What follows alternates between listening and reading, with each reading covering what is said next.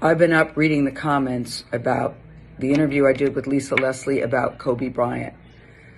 And I know that if I had only seen the clip that you saw, I'd be extremely angry with me too.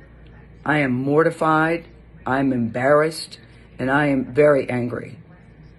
Unbeknownst to me, my network put up a clip from a very wide-ranging interview,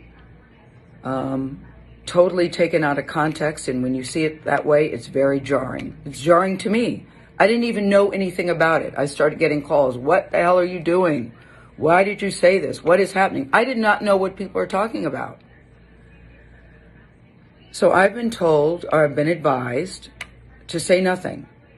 Just let it go. People will drag you. People will troll you. It'll be over in a couple of days. But that's not good enough for me, because I really want people to understand what happened here and how I'm feeling about it. I reached out to Lisa because I know that she's a longtime friend of Kobe's, to talk about his legacy and their friendship.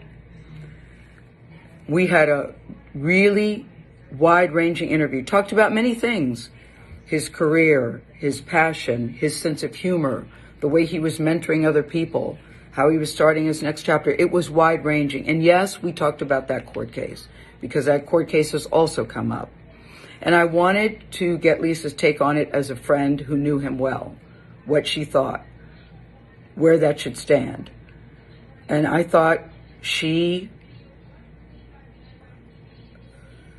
it was very powerful when she looked me in the eye as a member of the media to say it's time for the media to leave it alone and to back off. During the course of the interview, I asked follow-up questions because I wanted to make sure that her position and perspective were very clear. And at the end, when she said it's time to leave it alone, as I said, I thought that was powerful. And I insisted that that part be in the interview, because I thought that it put a nice button on that part of the conversation. When the interview aired, we got a great reaction to it. I talked to Lisa last night. I believe that Lisa was okay with the interview. And I felt really good about the interview. So for the network to take the most salacious part, when taken out of context, and put it up online for people who didn't see the whole interview, is very upsetting to me. And that's something I'm going to have to deal with them. And there will be a very intense discussion about that.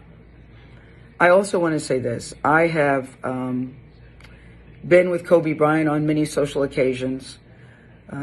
He was very kind and very warm to me, and I felt that we had a friendly relationship. I, too, am mourning his loss, just like everybody else. I still am shocked by it.